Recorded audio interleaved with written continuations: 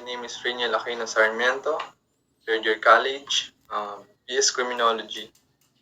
And this video presentation is all about semen analysis. Okay, let's start. Objectives. Lesson objectives. Explain the importance of semen analysis. Second, analyze the forensic examination of semen. We're going to the second slide. Second slide is describe semen and sperm origin, composition, and nature. Semen analysis.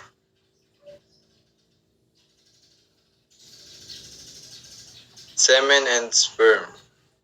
Semen is the fluid released through the penis during organism. Semen is made up of fluid and sperm. The fluid comes from the prostate and seminal, vesicle, and other sex glands. The sperm manufactured in the testicles. The seminal fluid helps transport the sperm during organism. Seminal fluid contains sugar as an energy source for sperm. Semen composition. Most of the fluid in semen is made up of secretion from male reproductive organs. Semen contains citric acid, free amino acid, fructose, enzyme, uh, phosphorylcholine, prostaglandin, potassium, and many more. 46 to 80% of the fluid is produced by the seminal vesicle and 13 to 33% by the prostate gland and 5% from the testicles and epididymis and 2 to 5% from the pulvoretral and urethral glands. Semen analysis. Inability to fertilize the ova leads to fertility in a couple. In these cases, the semen from the mate partner is collected for analysis. Semen analysis is the most important single item in the evolution of male infertility. It is a simple and inexpensive clinical test. The World Health Organization gives out criteria for semen analysis to detect abnormalities in the semen of the male partner contributing to the infertility. Normal semen and sperm qualities according to the World Health Organization are these should be at least 20 million sperm per ml for fertility. The total volume of semen should be at least 2 ml. Per ejaculate, at least 40 million sperm should be present. At least 30% of the sperm should be mature and developed. At least 75% of the spermatozoa should be alive or viable. At least 25% of the sperm should be swimming with a rapid forward movement. At least 50% of the sperm should be swimming even if it is sluggish. Okay, we're going to the third slide. Describe the difference between presumptive tests for semen and confirmatory tests for semen. Presumptive tests for semen, visual and alternative light source. Okay. Visual and alternative light source, semen can be detected with the naked eye in the clothing and undergarments or through the use of ALs such as ultraviolet light. Uh, Acid phosphatase test. The male prostate gland products and secrete high amount of acid phosphatase, an enzyme in the semen. Using standard chemical reaction, laboratories can analyze a given stain for the presence of this enzyme. In the presence of certain stain, acid phosphatase will produce a dark purple color in less than a minute. Prostate-specific antigen. Prostate-specific antigen, also known as PSA or P30, can be detected in semen.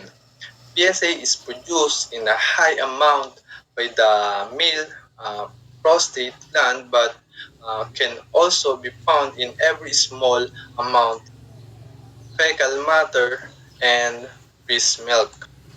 Confirmatory test for semen. Christmas tree stain.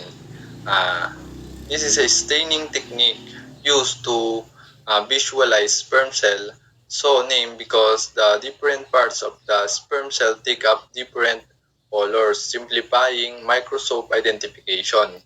The tail show as yellow-green and the head show uh, red and pink.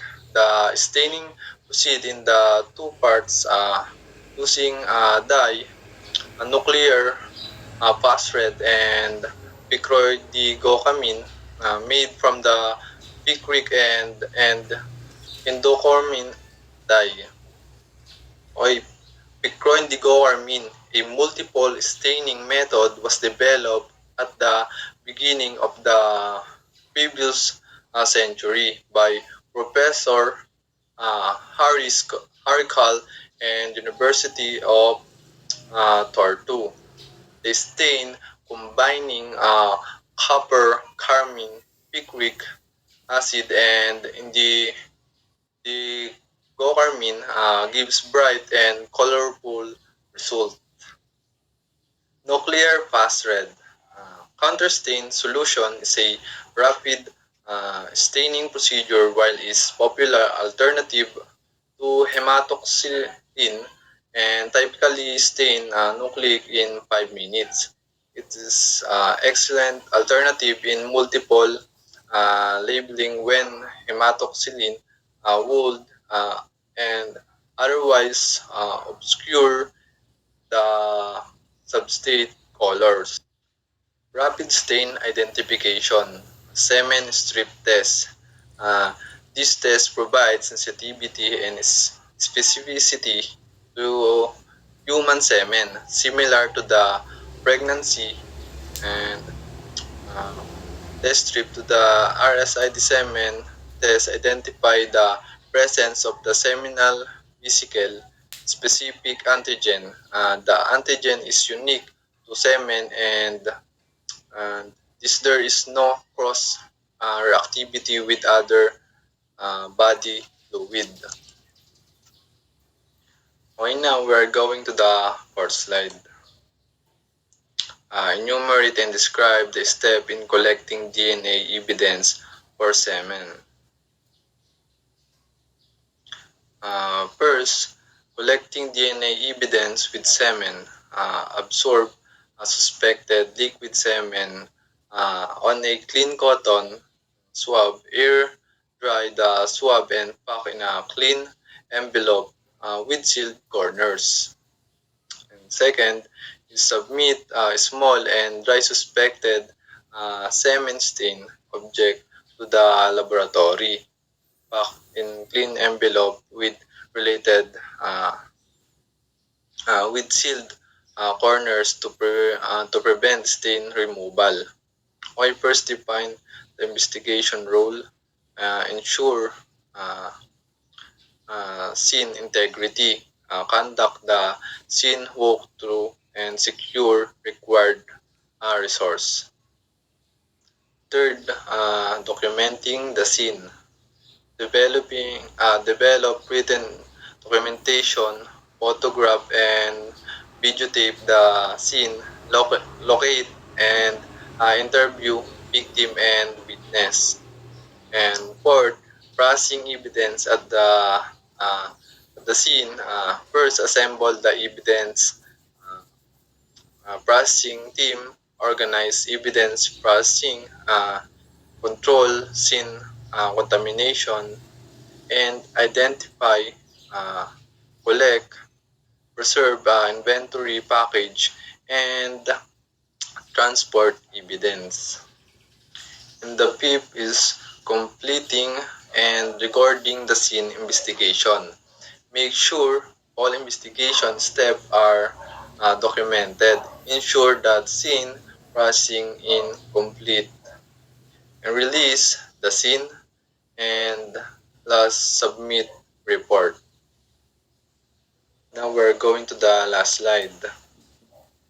Enumerate and describe the importance of semen analysis, criminal investigation. Okay, visual detection of semen.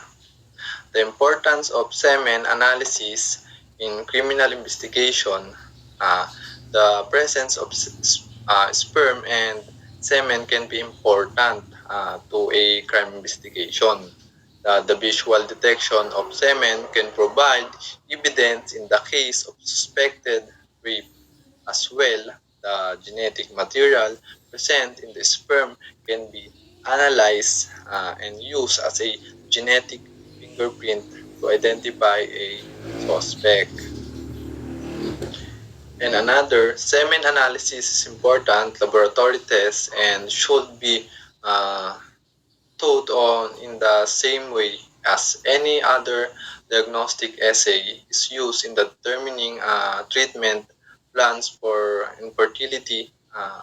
Semen analysis is very important in assault cases as it is very useful for detection of semen in clots. Okay, this is the end of my video presentation. Thank you for listening. Thank you, ma'am. God bless.